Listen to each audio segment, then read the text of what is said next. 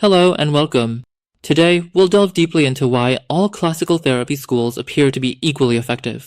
As we examine the philosophical foundations and practical applications of various therapy methods, we will focus on the basic therapeutic principles: unconditional acceptance, empathy, and active listening.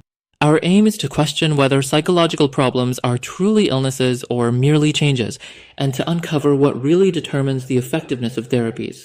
If you're ready, let's embark on this important exploration together. The effectiveness of classical therapy schools. Why are they all equally effective? I still vividly recall an interesting passage on therapies from C. Morgan's Introduction to Psychology, our basic textbook in the first year of the psychology department at Hayes-Teep University. Research has shown that all therapy schools are almost equally effective. This does not change much due to the different philosophical frameworks of the therapies.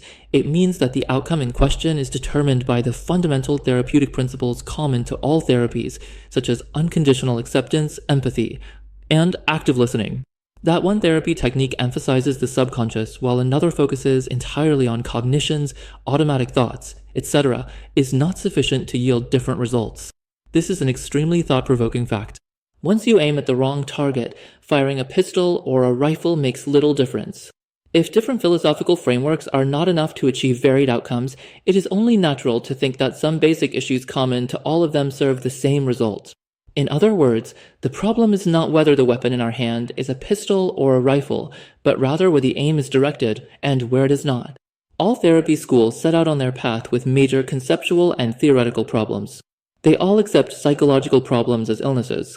They view their therapies as tools for curing the illness and, in many cases, as elements that support the central treatment method of pharmacological intervention. The fact that therapy schools with different frameworks have nearly the same effect is due to this common error they share. For once an educational problem is misdiagnosed as a surgical one, it is meaningless to expect different outcomes from an intervention carried out in a clinic, hospital ward, or emergency room, or from a treatment that comes in the form of medication, serum, or nutritional supplementation. You cannot build a structure on the wrong foundation. For a healthy and effective therapy model, one must first take the correct initial step on the right path. If the first step is taken incorrectly, by entering the wrong path, it will not be possible to take the subsequent steps correctly. Even walking or running in the right direction on the wrong route will yield no benefit. The proper first step in addressing a problem is to identify and define the problem correctly, in accordance with its nature. When we speak of identifying/defining the problem, the first issue that comes to mind is the type of problem. Are psychological problems truly illnesses? Does equating a problem with an illness mean they are the same? Are there types of problems other than illnesses? Let us even push these questions a little further. Are the situations we call psychological problems genuinely problems? What does it mean for something to be a problem? When a certain psychology develops and affects people, does that mean the situation is problematic? And is it really our psychology that affects us? Each of these questions is extremely important. Without answering them correctly, starting from the assumption there is a problem, therefore there is an illness, will condemn us to ineffective treatments and therapies. And indeed, that is what has happened. Drug treatments lasting 10 to 15 years, therapies that turn into long drawn-out sagas lasting 3 to 5 years, often ending without any conclusive result. Aren't these more than enough evidence that mistakes have been made somewhere? Let me state clearly, psychological problems are not illnesses. This is why, even in technical and professional texts, they are referred to not as illnesses, but as disorders. A sector that distorts disorder by calling it illness. If these issues were truly illnesses, wouldn't they be called illnesses? Yes, a disorder is not the same as an illness. From the very beginning, this sector deceives the public, even in the name of the problem. An illness is a matter of anomaly and pathology, proven by tests and examinations. In contrast, disorder refers to a deviation from the values that some consider normal. We say our culture has deteriorated, that society's value judgments have degraded, that our morale is low. Our culture, our values, and our morale are not sick. They have merely deviated from what is considered normal. In reality, disorder essentially means change. Our morale is not broken. It has merely changed. While a broken thing does not fix itself, our morale eventually returns to its former state on its own. Demand does not always create supply. More often, supply creates demand. The pharmaceutical industry recognized this potential years ago and set its sights on this field. They began to produce drugs, so now drugs exist. But there is a problem. There is no actual medical illness present. Therefore, they could not call it an illness. Instead, they chose a sly concept that could eventually be interpreted as an illness and, in turn, serve the industry: disorder. In fact, the concept that should have been chosen was change, because psychology does not deteriorate, it only changes. Why should emotions be considered disordered if they exceed a measure defined by someone? Emotions, by their very nature, are constantly changing. How and why can this natural change in emotions and thoughts be called a disorder? If a particular psychological state lasts more than 15 days, it is labeled a disorder. The same state is considered normal for 14 days and 23 hours. Whatever happens does so within that one extra hour. This interesting observation is enough to show us how far the definition of disorder is from science and logic. As is evident, there is no psychology that is actually broken. There are only artificially imposed limits set by some. The term disorder has been deliberately used. The concept of disorder is very prone to being distorted into an illness. Moreover, the term is more likely to trigger an illness coding in people's minds. It conjures images of a broken radio, machine, car, or telephone. This supports the notion that it does not fix itself and triggers the need for professional help. If something is broken, one must seek help from a specialist. And that is precisely the aim, to portray psychology as not as having changed, but as being broken, thus making the public ready to seek professional help. No one needs help for a changing psychology. Yet, when a psychology or structure is labeled as disordered, a specialist or professional is always sought. As I always say, concepts create perceptions. By choosing the concept of disorder, the idea that our psychology is broken, so I must seek help and find a specialist, has been instilled. The convergence of 5 to 6 symptoms cannot be called an illness. These symptoms may co-occur for other reasons. For example, a headache can occur due to illness, but also from sleep deprivation. Fatigue can appear as a symptom of illness, yet a person can experience fatigue simply because they are tired. Medicine understands this fact. That is why, when diagnosing, doctors do not rely solely on symptoms, they perform tests. Only if the symptoms point to an underlying anomaly are they given the value of an illness. In psychiatry and psychology, however, the mere presence of 3 out of 5 symptoms is enough to label someone as ill.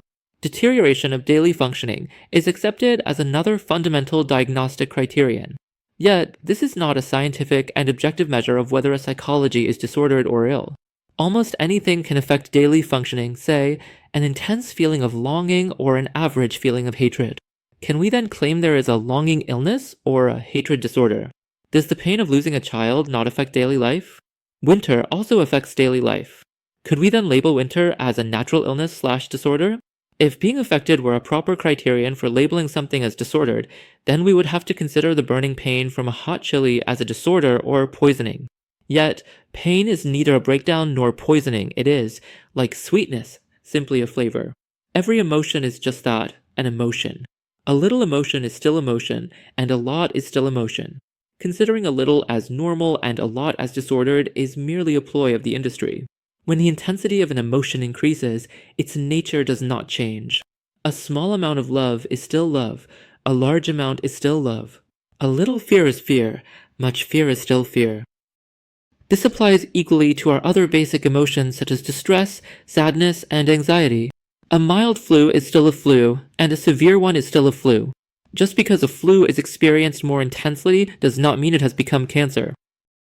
As can be seen, there is no illness. In fact, there isn't even a disorder. It is not the emotions that are broken, it is our perceptions. First, the industry set out to get people to take medication. Then, by defining emotions and thoughts as normal or abnormal, it imposed limits and measures. Anything beyond that was labeled as disordered. In reality, there is neither a sick psychology nor a broken one. It is not your psychology that is disordered, but your psychiatry. Psychology does not break down, it only changes. Emotions do not become ill, they only change. A physician, when tests come back clear, does not deem the existing complaints worthy of treatment. They do not say, "You're not ill, but come on in and let me treat you anyway." Because the basic principle in medicine is, if there is an illness, there is a treatment. So if there is no illness, and not even a disorder, what exactly is psychiatry, a branch of medicine, treating?